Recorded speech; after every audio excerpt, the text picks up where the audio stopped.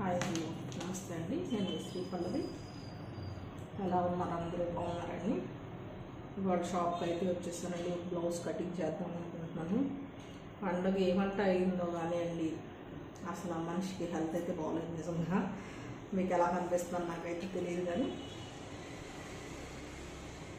ఏదో రావాలి చెయ్యాలి అని చేస్తున్నా కానండి నిజంగా ఒక్కొక్కసారి చాలా విసుగ్గా ఉంటుందండి లైఫ్లో. వాడి వీడియో అయితే బ్లౌజ్ కటింగ్ చెప్తాను కదా కాదు, నా మనసులో ఉన్న మాటలు అయితే చెప్తామని చేస్తున్నానండి.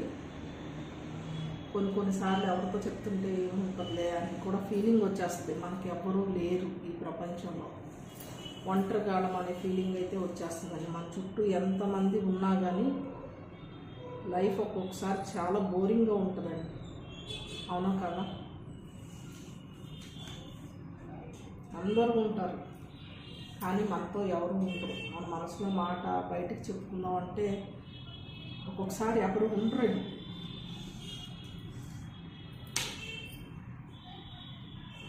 ఎందుకో హెల్త్ బాగోలేనప్పుడు ఎమోషనల్గా చాలా లోగా ఉంటుందండి.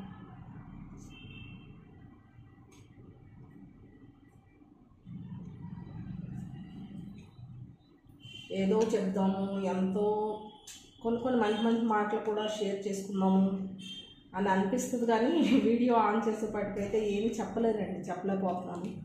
ఎందుకంటే ఒక్కొక్కసారి మనం ఏం మాట్లాడినా తప్పు అవుతుంది, ఏం చెప్పినా తప్పుగా తీసుకుంటారు.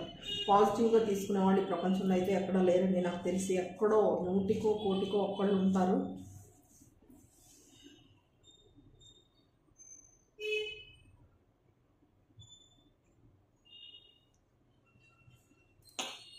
అలాగే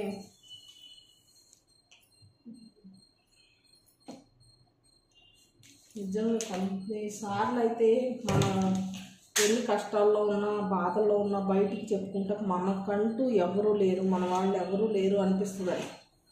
బట్ 2 years బ్యాక్ వరకు ఒక పాజిటివిటీ ఉండేది. ఇప్పుడు అది లేదు మా లైఫ్లో. ఏదో బతికేస్తున్నాం అంతే.